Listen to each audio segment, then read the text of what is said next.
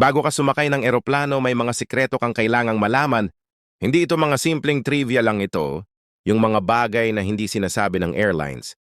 Pero kapag alam mo makakatipid ka ng oras pera at minsan kalusugan mo PA, maraming pasahero. Ang akala nila sapat na ang may ticket passport at boarding pass. Pero ang totoo doon PA lang nagsisimula. Ang mga pagkakamali, mali ang timing mali. Ang ginagawa sa loob ng eroplano, mali. Ang tiwala at kadalasan. Hindi nila alam na may mas ligtas at mas matalinong paraan. Halimbawa, may mga gamit, sa eroplano na akala mo malinis. Pero ay isa pala sa pinakamarumi. May mga pagkain at inumin na mukhang harmless pero iniiwasan mismo ng flight attendants. May mga simpleng galaw na ginagawa ng airlines na akala mo pampaganda lang pero pang safety pala talaga at ito. Ang problema kapag nasa ere ka na wala ka ng control, kung hindi mo alam, ang mga ito sa video na ito ibabahagi. KO sa'yo ang mga totoong flight secrets, mga bagay na nalalaman lang ng madalas bumiyahe ng cabin, crew at ng mga insider SA aviation industry. Walang drama, walang pananakot, pure practical tips lang na pwede mong magamit agad. Sa susunod mong lipad, SA dulo ng video na ito mas magiging alerto ka bilang pasahero kampante. Sa bawat galaw mo at handa kong may mangyaring hindi, inaasahan kong madalas kang bumiyahe o kahit once in a while lang mahalagang malaman mo ang mga ito kaya bago ka muling mag-seatbelt at mag-take off, panoorin mo muna ito hanggang dulo at kung gusto mo ng ganitong klaseng travel tips, yung hindi sinasabi ng airlines pero dapat mong malaman, siguraduhin mong nakasubscribe ka mas magiging matalino. Ang biyahe mo simula ngayon, number 1, oxygen mask. Hindi pang matagalan lahat tayo pamilyar SA safety demo. Sa eroplano, paulit-ulit nating naririnig, isuot muna ang oxygen mask bago tulungan. Ang iba pero ang hindi alam ng karamihan, hindi pang matagalan. Ang oxygen na lumalabas, SA mask na yan, SA totoo lang.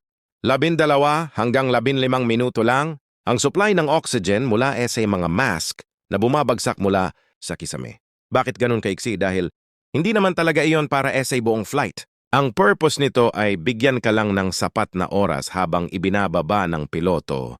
Ang eroplano say mas mababang altitude, kung saan normal na ulit ang paghinga kapag bumagsak. Ang mask isuot mo agad, huwag ka munang tumingin. Sa paligid, huwag mag-video. Huwag magtanong dahil dito pumapasok ang isang tahimik pero delikadong kalaban, hypoxia. Ang hypoxia ay kakulangan ng oxygen sa utak. Ang mas nakakatakot, hindi mo agad mararamdaman na nawawalan ka na ng ulirat. Akala mo okay ka PA hanggang SA bigla ka na lang mawalan ng malay. Kaya bawat segundo ay mahalaga. Number 2, bakit kailangang iwasan ang kape at tsa sa eroplano mukhang harmless? Ang isang mainit na kape o tsa habang nasa flight pero alam mo BA na maraming flight attendants mismo. Ang umiiwas dito ang dahilan, ang tubig na ginagamit SA kape at tsa ay galing SA onboard water tank ng eroplano. Hindi ito bottled water at mas masama PA.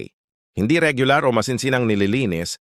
Ang mga tangke na ito, gaya ng inaakala ng karamihan, may mga pag-aaral na nagpapakita na may mataas na bacteria levels. Say ilang airline water systems iba-iba. Ang ranking ng airlines pero sapat na ang risk para maging maingat. Kaya kung ayaw mong sumakit ang tiyan, musa mas mabuting piliin ang bottled drinks, tubig juice, or soft drinks, simple.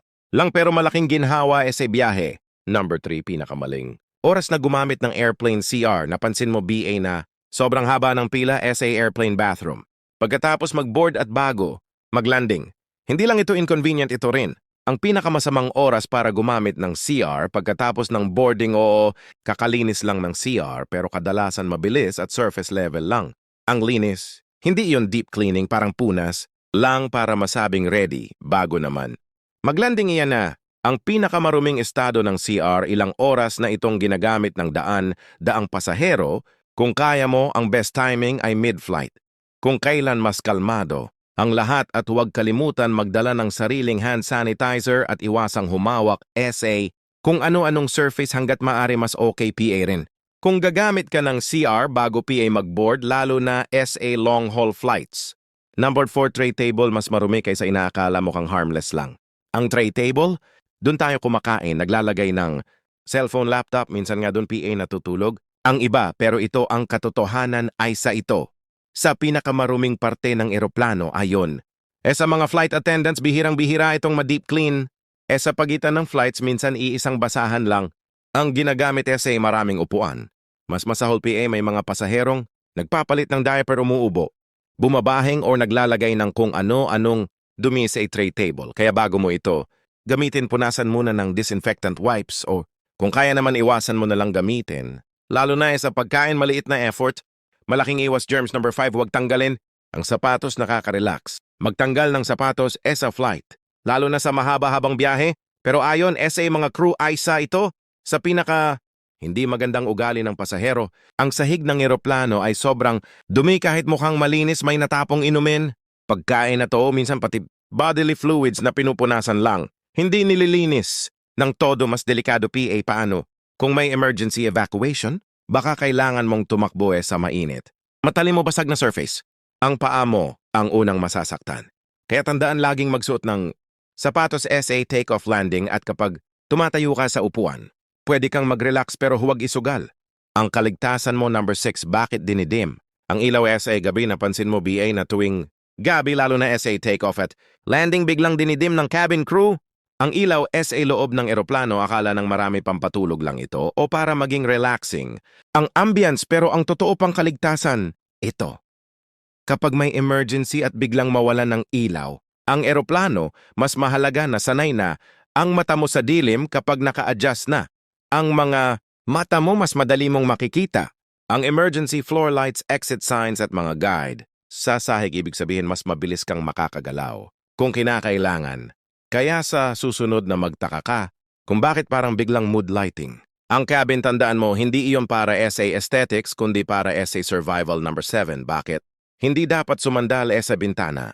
Kung ikaw ang tipo ng pasaherong laging pumipili ng window seat, may isang bagay kang dapat malaman. Hindi madalas nililinis ang mismong gilid ng bintana ng eroplano. Ilang libong ulo, kamay at katawan na ang sumandal diyan bago PA ikaw may umuubo, bumabahing at minsan may ginagawa pang hindi mo gugustuhin malaman. Kaya kahit mukhang malinis, germ hotspot din ang airplane window. Kung gusto mong matulog, mas mabuting gumamit ng neck pillow. Kung wala, pwede mong takpan ang bintana ng malinis na jacket or scarf bago ka sumandal. Maliit na proteksyon pero malaking bawas sa exposure, sa germs. Number 8, air vents. Huwag patayin gamitin maraming pasahero. Ang automatikong pinapatay ang air vent sa taas ng upuan dahil feeling nila mas komportable kapag walang hangin. Pero ayon sa mga doktor at aviation experts, mas mabuti pang buksan ito. Ang hangin mula sa air vent ay tumutulong gumawa ng parang invisible barrier sa paligid ng mukha mo, ibig sabihin mas mahirap makapasok ang airborne germs mula sa katabing pasahero papunta sa'yo. Ang pinakamagandang gawin itoon, ang vent sa harap ng mukha mo. Hindi diretso sa ilong para hindi masakit sa pakiramdam pero may proteksyon. Piya rin kung extra conscious ka sa health mo. Pwede mo piya itong sabayan ng mask. Number 9, kumot at unan. Hindi laging bagong laba. Sa long flights madalas nagbibigay ang airlines ng kumot at unan, kadalasan nakabalot piya sa plastic mukhang malinis. DBA, hindi palagi ayon sa mga insider. Yung mga kumot at unan ay nilalabhan lang kapag hindi nagamit. Kapag ginamit sa previous flight, minsan tinitiklop lang ulit at nire-repack, lalo na sa connecting flights. Kaya kung conscious ka sa kalinisan, magdala ng sarili mong travel blanket o compact pillow. Hindi lang mas siguradong malinis, mas komportable. PA. Number 10, seat back pocket. Tahimik na germ trap, mukhang convenient. Ang seat back pocket, doon mo ilalagay ang cellphone, libro o merienda mo. Pero ito ang isa sa pinaka-hindi nililinis na parte ng eroplano. Maraming pasahero ang nag-iwan ng used tissue wrappers at minsan basura dyan, at dahil limited ang oras ng cleaning crew, bihira itong ma-check ng maayos. Kung ayaw mong mahawa kung ano-anong germs, iwasan mong maglagay ng kahit anong personal item sa seat back pocket. Mas mabuti ang maliit na crossbody bag or travel pouch na palagi mong hawak at alam mong malinis. Number 11, bakit pinapataas ang window shade sa take-off at landing? Minsan naiirita ang ibang pasahero kapag sinasabihan silang itaas ang window shade sa take-off at landing. Akala nila simpleng airline rule lang ito, pero ang totoo, may malinaw itong purpose. Sa kaligtasan, kapag may emergency, sa mga critical moments ng flight, kailangang makita agad ng cabin crew at rescue teams ang nangyayari sa labas ng eroplano. Kung may apoy, usok o anumang panganib, mas mabilis nilang maa-assess ang sitwasyon kapag bukas Ang window shade isa piya nakakatulong din ito sa'yo bilang pasahero kapag bukas. Ang bintana mas madaling mag-adjust. Ang mata mo sa liwanag sa labas. Kaya mas aware ka sa paligid kung sakaling may mangyaring hindi inaasahan maliit na request pero malaking tulong sa'yo. Oras ng emergency number 12, mga secret code ng flight attendants. Napapansin mo bang parang may sariling lengguwahe? Ang mga flight attendants minsan, may hawakan sila sa gali may tunog. Ang buzzer or may kilos na parang may ibig sabihin hindi ito random. May mga secret codes at signals talaga sila. Ginagamit ang mga ito para mag-communicate ng tahimik tungkol sa turbulence unruly passengers. Medical situations o security concerns nang hindi nagpapanik.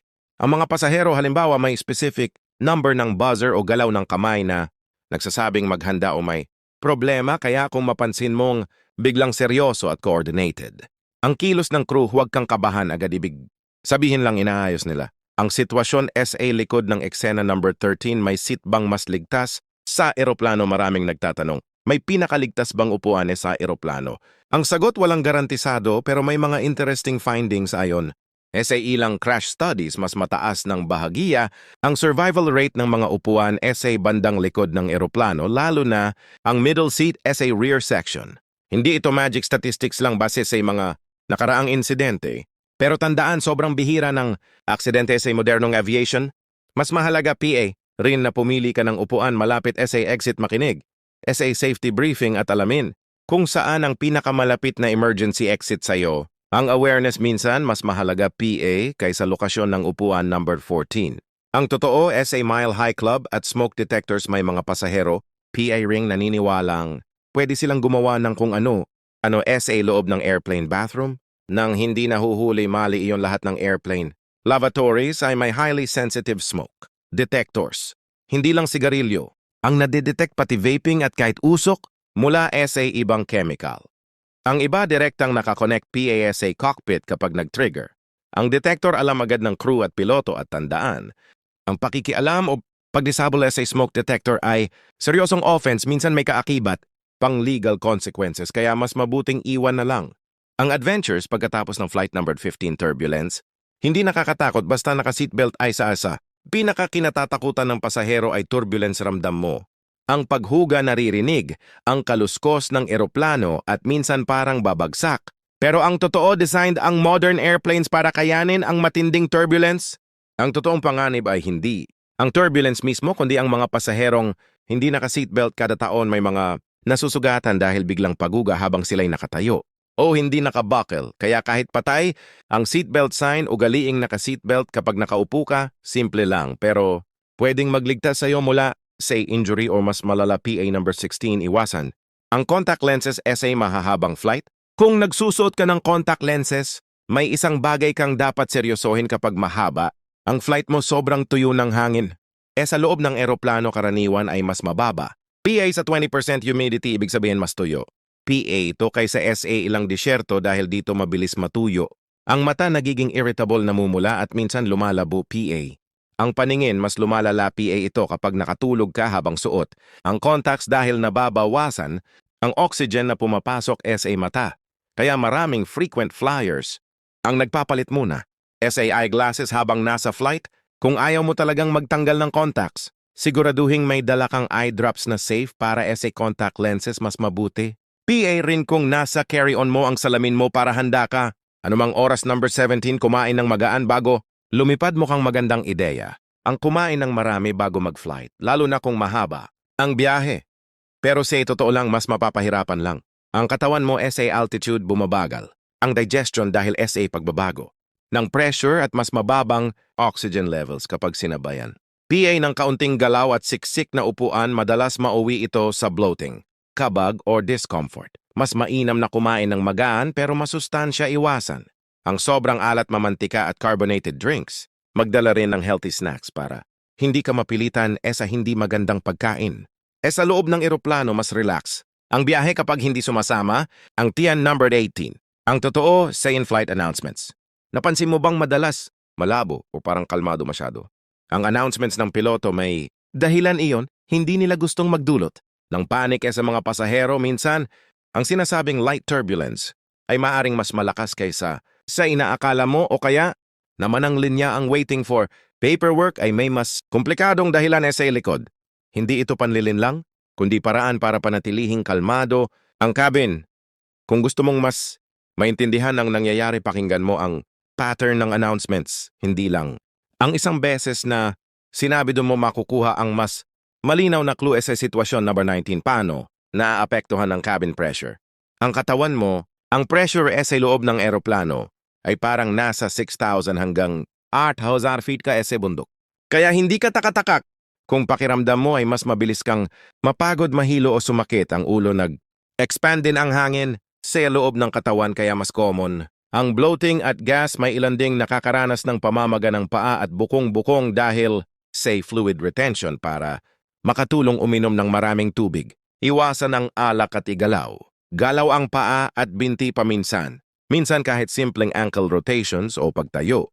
Sandali ay malaking tulong na. Number 20, huwag umasa sa in-flight. Wi-Fi convenient, pakinggan ang in-flight Wi-Fi.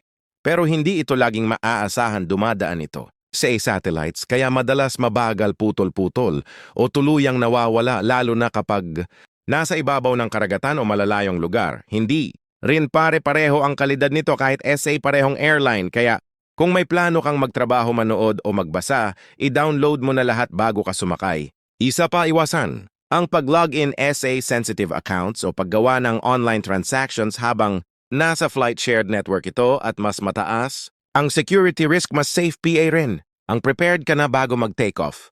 Ang paglipad ay hindi kailangang maging stressful kapag alam mo yung mga bagay na hindi sinasabi ng airlines, mas nagiging kontrolado at kampante. Ang biyahe mo mula sa simpleng pag-seatbelt, tamang pagkain hanggang SA pag-intindi SA cabin environment.